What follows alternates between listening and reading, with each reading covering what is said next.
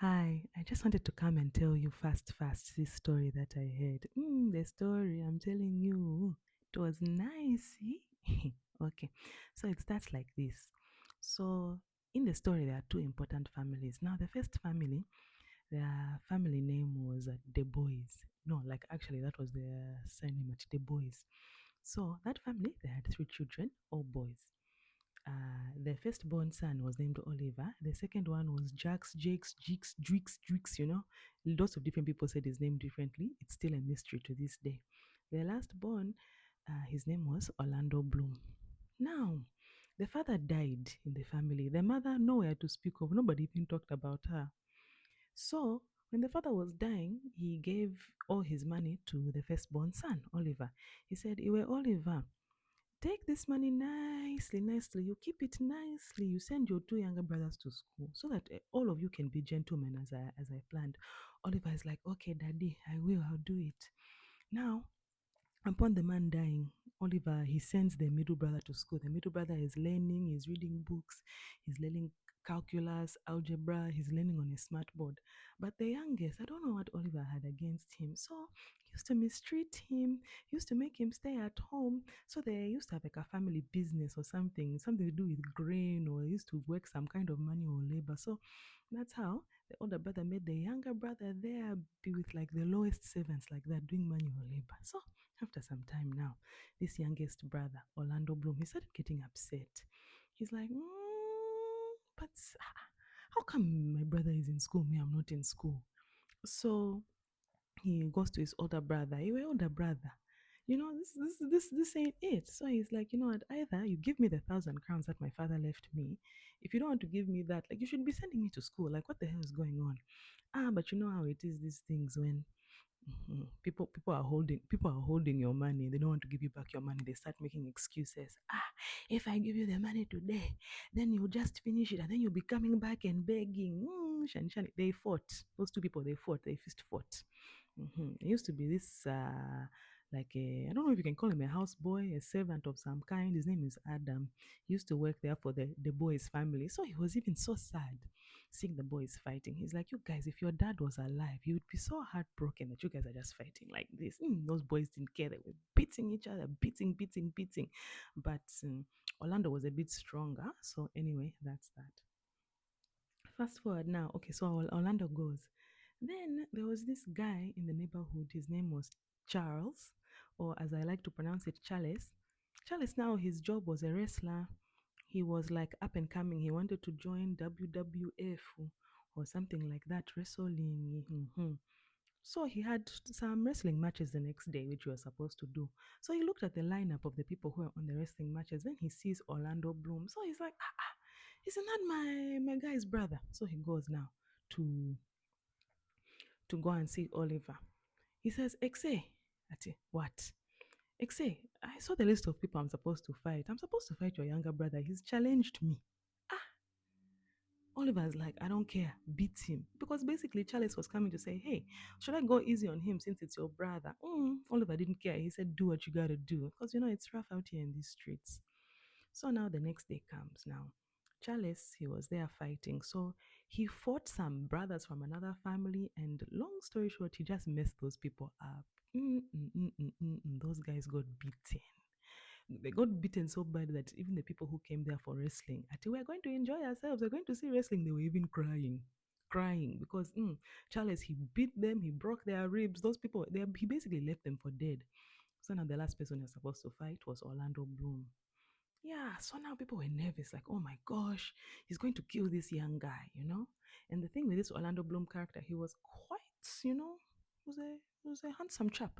So they were like, he's so young, he's so handsome, what? People were worried. Even now, the Duke Frederick, he was also worried. So now, let me bring your attention to the other family. So the second family who is important is so there's a man named Duke Frederick. He just came into power recently because basically he orchestrated a coup against his sister, the Duchess, right? So he basically the Duchess was in power. He's like, me, I don't like that. So he did some to my things. Next thing, she gets basically taken from her position of power. She gets banished to the forest. So now he's in power, but he's kind of like an insecure leader, that kind of thing. Anyway, so at one point, even him, the Chiduke, even though he's a bad guy, was even feeling bad for Orlando Bloom, like, this guy is going to die. So he even at one point asks his daughter and the cousin to go, please, ladies, go and speak to him, see if you can get him to like not do this fight. So enter now the two girls, the shorties in the story, okay? So it's two girls. The first one, so the daughter to the Duke, her name is Celia. She's beautiful and great and so good at everything. So it's Celia is the daughter to the Duke, and then her cousin, who is actually the daughter of the Duchess who was banished. hmm That one. So Celia and Rosalind, they are cousins, but it's kind of like their sister cousins kind of thing, and they've grown up together. They are really, really close. So yeah, those two enter. At one point, the Duke is like, this is before the wrestling match. He's like, girls, can you go and talk to this guy to see if he can just cancel the wrestling fight? So the girls are like, okay. So they go, they try to talk to him. Please, please, Mr. Guy, don't fight. He'll kill you. You'll get dead. You don't want. He really beats. He can beat very hard. Now Orlando Bloom was like, you know what? Basically, that guy was like, ladies, first of all, you people are beautiful. Second of all, if I die, I die. You know, don't punish me with these hard thoughts like, no, you're going to suffer. It's okay. If I die, I die. So the girls were like, oh my gosh, he might die. So now they both noticed, like, this guy is cute. And the one who really, really noticed is the elder sister. That's Rosalind. She said, oh no, they even had like a moment, but it wasn't a big deal because the fight had to start and the father was watching, right? So now the fight starts.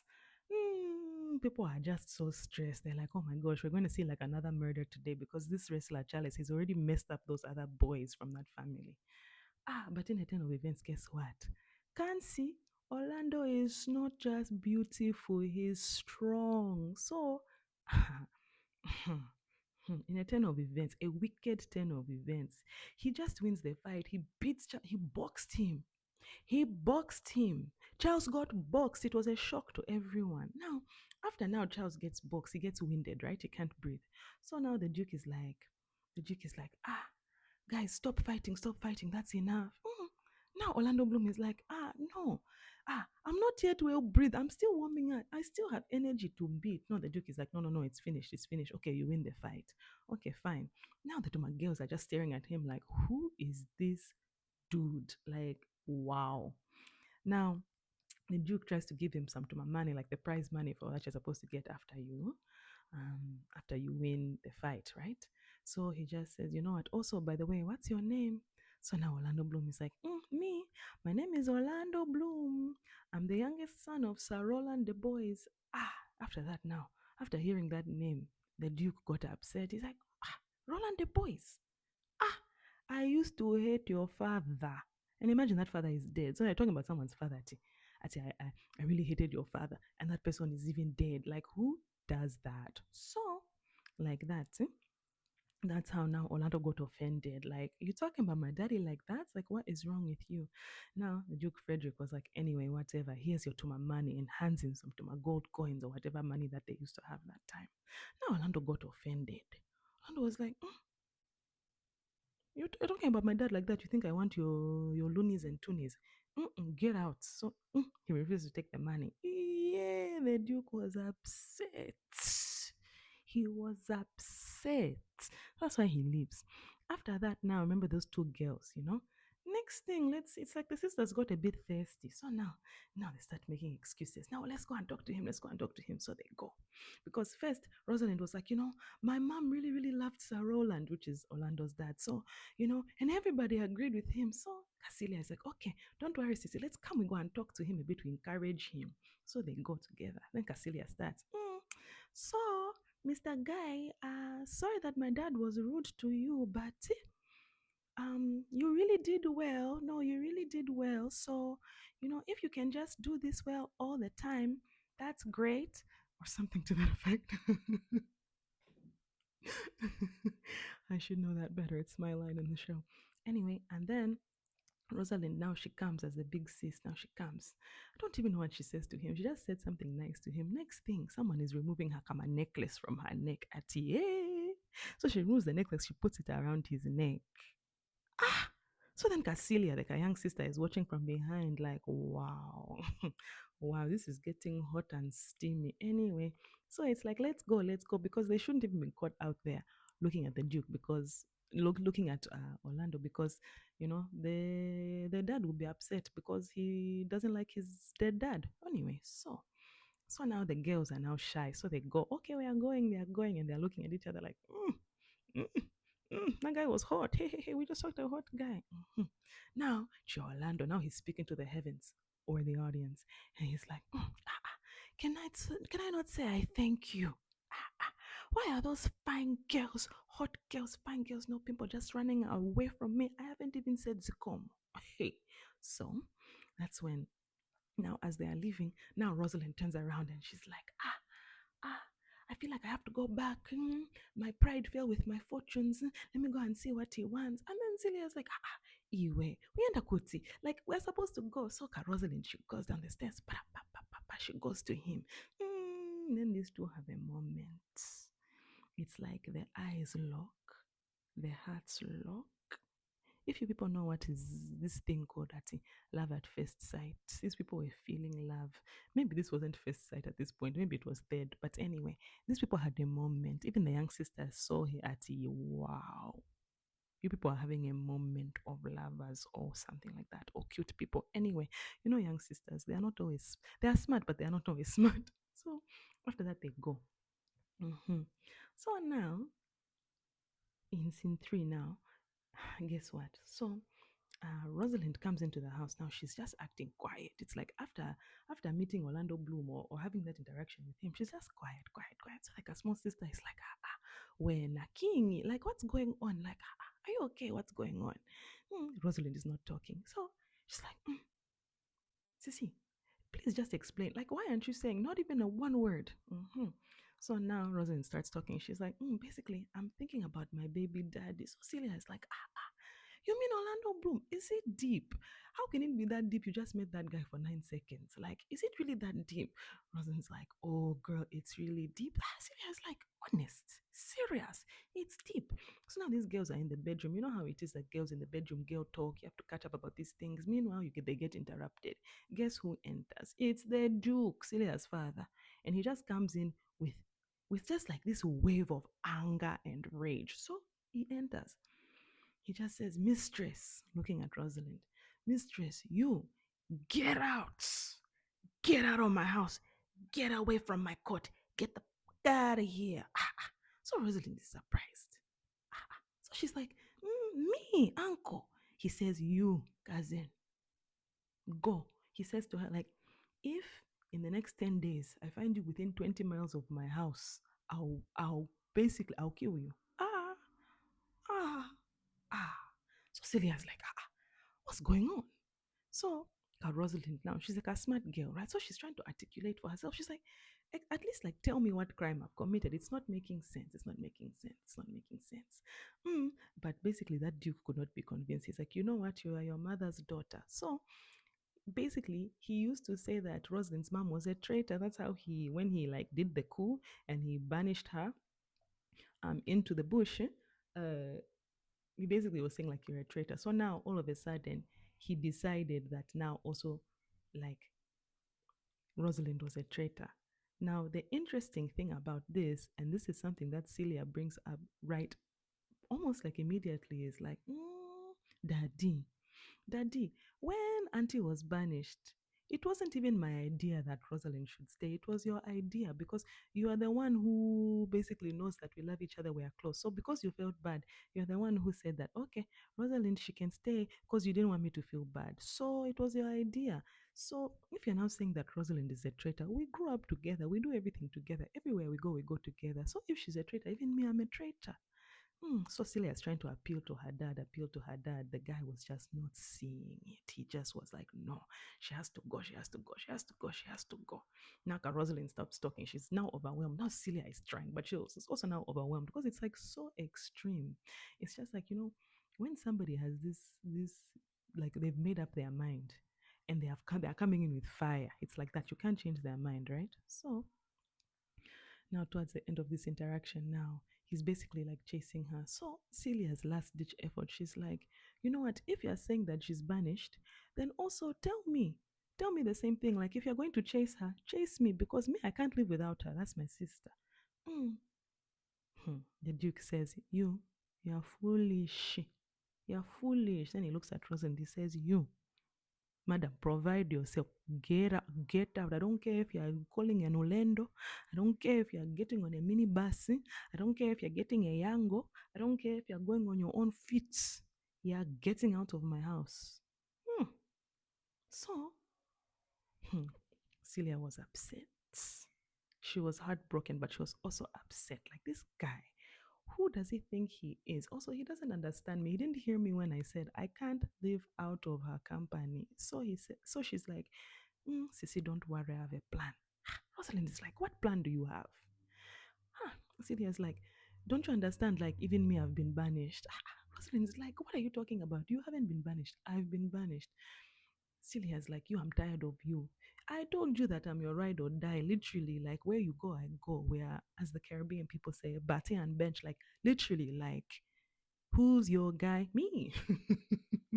Like, literally, she's like, we are not going to be separated no matter what happens. So let my father choose another heir because I'm literally, I'm done with him. I'm done with him. I'm sick of him. I'm sick of him. It's too much. It's too much. So Rosalind is like, wow, this little peanut really loves me. So now Celia starts making plans. Okay, this is what we're going to do. This is what we're going to do. Rosalind's like, but where are we even going to go? Celia's like, I've got it. We're going to go and look for your mother in the forest of Arden. My father thinks that he can just banish you to the bush. Wait how he feels when he finds out that even me have followed you to the bush. I'm going with you. Don't try and convince me anything. Don't try and take this on yourself. I am with you. We're going to the bush together. Shut up about it. So Rosalind's like, okay, fine. I guess we're going to the bush together, but how will we manage? How will we manage? And we're fine girls, no pimple, says Rosalind. We are looking beautiful. We are so nice smelling. We are so good at writing plays, etc. So Celia's like, don't worry, I've got an idea. So the way we are looking fashionable all the time because we are fine girls, it's to stop. We're going to wear some ugly things. She's like, I'm going to put myself in poor and mean attire. Even you. So we'll be passing along. Nobody will literally even know who we are because we're going to look like shit. So Rosalind's like, okay. Now Rosalind is after now she starts getting into the plan. Then Rosalind is like, you know what? Won't it be better if I actually dress up like I'm a man? Like I'll dress up like a dude. And then it will be even more convincing. And like people will never even guess it's you and I because there'll be a guy and a girl and we're both gonna look like shit. So Celia's like, yeah, now you're speaking my language. Now you're talking about what I'm talking. So then they made a plan. So Celia's like, okay, here's what we're going to do. We need to get our jewels, our toma rings, bracelets, monies, whatever, talk time, any resources we have to gather them together. And then we have to figure out exactly when we need to leave and we need to just be very careful about how we do it. And Rosalind's like, yeah. And she's like, oh, but wait, isn't there a fool in your father's court? His name is Touchstone, even though I don't know if that's ever mentioned in the play. Like, isn't there a fool, a clownish fool? There's a guy who hangs out there in your father's court. Shouldn't we bring him with us? Won't it be better we travel with him? And Celia's like, yes, that guy loves me. I'm going to go and convince him. Let's focus on us. So let's get our money together. Let's get everything. We figure out the perfect time to leave because the moment people find out I'm gone, people are going to literally look for me everywhere. So we have to make a good plan. But Rosalind's like, okay, I'm down for the plan. Like, this is crazy, but I'm down for the plan. Celia's like, I'm also down for the plan. So Celia says, Iwe cousin, now go we in content. And then Rosalind is like, to where? And then Celia's like, to liberty and not to banishment. We. That's how they go. That's the end of Act 1 of As You Like It. Let me know if you want to hear part 2. Bye.